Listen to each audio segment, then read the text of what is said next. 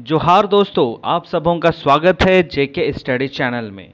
तो आप सभी को कैसे हैं? आशा करते हैं आप लोग अपने अपने घरों में सुरक्षित होंगे और अपना ध्यान दे रहे होंगे।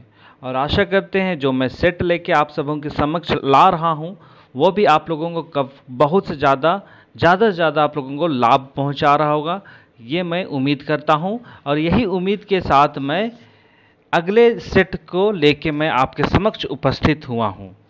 ठीक है, तो आप लोग जो सेट आप लोग देखते हैं इसका पीडीएफ भी ज़रूर से ज़रूर आप लोग डाउनलोड कीजिए, जिसका पीडीएफ हर वीडियो का डिस्क्रिप्शन बॉक्स में अवेलेबल होता है और वो भी एकदम फ्री में। ठीक है, तो बस आप लोगों को मेरे लिए यही करना है कि इस वीडियो को ज़्यादा से ज़्यादा लाइक करना है, वीडियो को शेयर करना है, और जो नए चैनल में नए हैं वो लोग चैनल को सब्सक्राइब करना है और बेल आइकन को ज़रूर से ज़रूर दबाना है। अगर आप नहीं दबाइएगा तो आप सबों को वीडियो का नोटिफिकेशन आप तक नहीं पहुंचेगा और आपको पता भी नहीं चलेगा कि मेरा वीडियो अपलोड हो चुका है। तो इसलिए ज़रूर से ज़रूर याद से बेल आइकन को प्रेस कीजिएगा। चलिए ज़्यादा बकवासी ना करते हुए आज का इस सेशन को, आज का जो सेट है मॉडल सेट, उसको शुरू करते हैं। चलिए, तो सब आपके सामने है पहला सेट नंबर, मतलब क्वेश्चन नंबर 1। तो कह रहा है ये क्वेश्चन आप सबों से पूछ रहा है कि स्रोत के आधार पर लुगा शब्द कौन शब्द रूप है के। मतलब आपको ये बताना है कि ये जो लुगा शब्द है वो कौन सा शब्द रूप है, तत्भव है, तत्सम है या विदेशज है, आपको बताना है। और ये जो लुगा है जिसको हम लोग हिंदी में कहते हैं कपड़ा और नागपुरी में लुगा कहते हैं। ठीक है, तो आपको बताना है कौन सा इसका सही आंसर होगा। तो बिना देरी के आंसर मैं बताता हूं। इसका सही आंसर है ऑप्शन नंबर डी, कोनो नहीं। ठीक है, लुगा का ना विदेशज शब्द है, न तत्सम है, न तत्भव है। तो इसका सही मतलब होगा, इसका सही आंसर होगा ऑप्शन नंबर डी, जिसका ये जो लुगा शब्द है वो आपका क्या है, ये आपका है देशज शब्द। ठीक है, देशज शब्द है, हमारा देसी शब्द है ये लुगा। ठीक है, और इसी को हम लोग सादरी में कहते हैं लुगा और इसको हिंदी में कहते हैं कपड़ा। ठीक है, तो इसका आंसर क्या होगा, कोनो नहीं होगा, लेकिन अगर देशज रहेगा तो ये आपका सही होगा। चलिए अगले क्वेश्चन पे चलते हैं, उत्पत्ति के आधार पे। ठीक है, इससे पहले हम लोग क्या देखे, स्रोत के आधार पे, लेकिन अब कह रहा है उत्पत्ति के आधार पर महाजन शब्द कौन तरह का शब्द रूप है, आपको बताना है कौन तरह का शब्द रूप है। रूढ़ शब्द रूप है, हिंदी शब्द रूप है, या यौगिक शब्द रूप है, या कोनो नहीं। कौन होगा इसका सही आंसर? महाजन शब्द कौन सा शब्द रूप है, आपको बताना है उत्पत्ति के आधार पर। तो चलिए मैं इसका सही आंसर बताता हूं। इसका सही आंसर है ऑप्शन नंबर डी, इनमें से कोई नहीं। ठीक है, इनमें से कोई नहीं इसका आंसर होगा। ठीक है, तो इसका सही आंसर भाई क्या होगा, ये भी जानने वाली बात है। ठीक है, तो इसका सही आंसर होगा आपका क्या होगा, ये होगा आपका योग रूढ़। ठीक है, योग रूढ़ शब्द होगा। ठीक है, कैसे होगा, जैसे कि क्वेश्चन आपको पूछा था उत्पत्ति के आधार पे, तो उत्पत्ति के आधार पे कितने भेद होते हैं, उत्पत्ति के आधार पे 3 भेद होते हैं। पहला भेद होगा रूढ़ शब्द, दूसरा होगा यौगिक शब्द, और तीसरा होगा योग रूढ़ शब्द। ठीक है, तो उन्हीं में से एक है योग रूढ़ शब्द, उसी पे आता है महाजन। ठीक है, चलिए अगला क्वेश्चन चलते हैं। संज्ञा के घरी घरी दोहराए से बचे के लिए हमारे भाषा में केकर व्यवहार करीला। मतलब संज्ञा का बार बार इस्तेमाल करने से बचना है, तो हम लोगों को कौन सा चीज़ का व्यवहार करना होगा, ये क्वेश्चन पूछ रहा है। ठीक है, तो ऑप्शन देखिए, शब्द केर, वाक्य कर, सर्वनाम कर या विराम चिन्ह कर। संज्ञा के घड़ी घड़ी दोहराए से बचे के लिए हमरे भाषा में केकर व्यवहार करल जाएला। मतलब संज्ञा को बार बार उपयोग करने से बचना है तो क्या चीज़ का उपयोग करना होगा। तो इसका सही ऑप्शन होगा, सही आंसर होगा को ऑप्शन नंबर सी, सर्वनाम। सर्वनाम का परिभाषा क्या है? जिसका संज्ञा के बदले में जिसका उपयोग किया जाता है वही सर्वनाम होता है।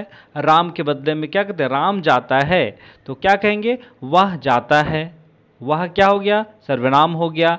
क्यों हो गया? क्योंकि राम की जगह पे मैंने उसका इस्तेमाल किया है ना। तो समझ में आ गया।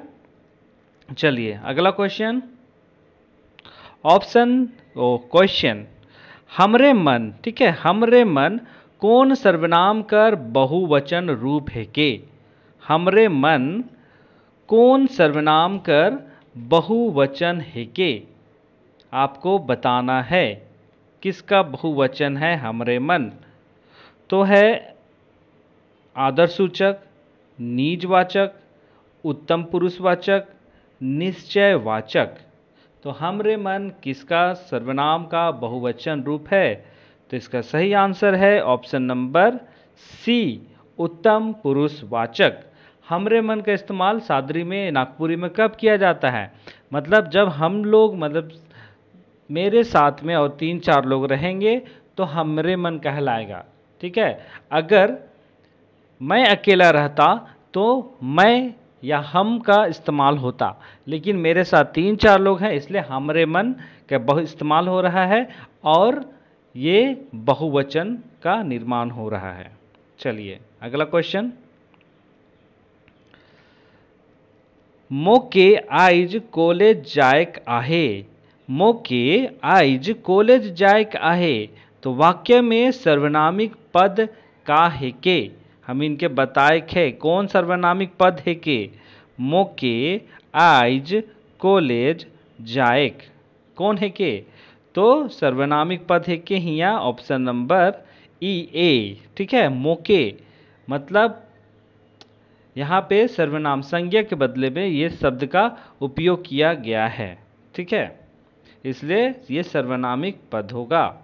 चलिए आगे चलते हैं। जे वाक्य स्वाभाविक और तर्क संगत नी होए ना उके कौन तरह कर वाक्य कहे ना। मतलब वैसा वाक्य जिसका कोई ना मतलब होता है ना कोई तर्क होता है, उस वाक्य को कौन सा वाक्य कहा जाता है। मैंने इससे पहले जो प्रीवियस रिवीजन का एक वीडियो डाला था ध्वनि और वर्ण, तो उससे ये क्वेश्चन है, ठीक है। तो क्या होगा? सार्थक होगा, सुपट होगा, चटपट होगा, निरर्थक होगा। जिसका ना कोई अर्थ होता है ना कोई तर्क होता है उस वाक्य को हम लोग कहते हैं निरर्थक वाक्य, ठीक है। समझ में आ गया। चलिए अगला क्वेश्चन, उद्देश्य और विधेय केकर अंग होवेला। उद्देश्य और विधेय केकर अंग होवेला? ध्वनि कर, शब्द कर, वाक्य कर या क्रिया कर। तो बताइए, चलिए कौन सा होगा? तो उद्देश्य मतलब जब भी किसी शब्द का, यहाँ पे शब्द का नहीं वाक्य का, है ना, तो इसका सही आंसर होगा ऑप्शन नंबर सी, वाक्य। चलिए मैं बताता हूँ क्यों। क्योंकि वाक्य वही सबको कहते हैं जिसका कोई उद्देश्य होता है, बोलने का या पढ़ने का या लिखने का, और जिसका कोई मतलब निकलता है वही वाक्य होता है, ठीक है। तो इसीलिए यहाँ पे कहा गया है विदेश्य, माफ कीजिएगा, उद्देश्य और विधेय का अंग कौन है? वाक्य, ठीक है। चलिए अगला क्वेश्चन, जे वाक्य स्वाभाविक और तर्क संगत होवेला। चलिए ये आ गया, उसमें था नहीं होता है, ये पूछा गया था, और इसमें पूछा गया है होवेला, मतलब होता है। स्वाभाविक और तर्कसंगत होवेला वाक्य तो कौन है? तो ज़्यादा डिस्कस ना करते हुए इसका सही आंसर ऑप्शन नंबर ए, सार्थक वाक्य, ठीक है। जिसका अर्थ निकलता है, जिसका कोई मीनिंग निकलता है, जिसका कोई तर्क होता है, वही सार्थक वाक्य कहलाता है। चलिए अगला क्वेश्चन, एक मिनट, ये आखिरी था क्या? नहीं, चलिए अगला क्वेश्चन, क्वेश्चन नंबर 9। अखरा मतलब अखड़ा, ठीक है। हमारे जनजाति, झारखंड के जनजाति है जहाँ पे हमारे आदिवासी जनजाति नृत्य करती है, पारंपरिक नृत्य होता है, धार्मिक नृत्य होता है, उस स्थान को अखड़ा कहा जाता है, ठीक है। तो वहाँ पे कह रहा है अखड़ा में चार झन नाचत रहें, अखड़ा में चार झन नाचत रहे। वाक्य में अखड़ा कौन संज्ञा आहे, हम इनको बताए के ये जो अखड़ा है के ये कौन संज्ञा है के, व्यक्तिवाचक, जातिवाचक, भाववाचक, समूहवाचक। तो बतावा कौन सा अखड़ा है के, अखड़ा माने कौन संज्ञा है के। तो जहाँ पे ठाव कर बोध होवेला, ठाव माने जगह कर, तो हम इनका जो अखड़ा है के वो जगह है के, तो इसका सही आंसर है के ऑप्शन नंबर ए व्यक्तिवाचक, ठीक है। जहाँ ठाव कर, आदमी मन कर, जगह कर बोध होवेला वो व्यक्तिवाचक कहल जाएला, ठीक है। चल अगला क्वेश्चन, और ये आखिरी क्वेश्चन है आज का। रातूगढ़ नागवंशी राजा मनकर राजधानी रहे, वाक्य में कै ठो संज्ञा है कै। रातूगढ़ माने रातू, जो जहाँ पर हम इनकर रातू पार्क है कै, रातू किला है कै, है नहीं, वो जगह के रातूगढ़ कहल जाएला। तो रातूगढ़ नागवंशी राजा मनकर राजधानी रहे, तो इकर में कै ठो संज्ञा है के, तो इकर में है के 3 गो संज्ञा, एगो रातू हो गढ़ होलो, एक जगह का नाम हो गलो, नागवंशी यहो साम्राज्य का नाम होलो, लेकिन ये व्यक्तिवाचक में शामिल है, और राजा है ने, तो ये सब जो मिलाए के हो गलो 3 गो संज्ञा हिया हो, है नहीं, 3 गो संज्ञा। चल ये आज का आखिरी क्वेश्चन रहे। तो रौरे मन के जेके स्टडी कर प्रस्तुति कैसा लगलक, अगर बेस लगलक तो कमेंट कर, और बेस नहीं लगलक तो भी तोहिन कमेंट करा, सजेशन के लिए ही सही कमेंट करा, लेकिन नेगेटिव कमेंट नहीं, है नहीं, बस सजेशन। अगर पसंद नहीं आलक तो नेगेटिव नहीं, सजेशन देवा, ठीक है। तो चल आज के वीडियो को यहीं समाप्त करी थी, कल फिर एगो नवा वीडियो के साथ मिलबो, एगो नवा सेट के साथ, ठीक है। तो रौरे मन बेस से रहा, सुरक्षित रहा, अपन ध्यान देवा और पढ़ाई करते रहा। बहुत बहुत धन्यवाद।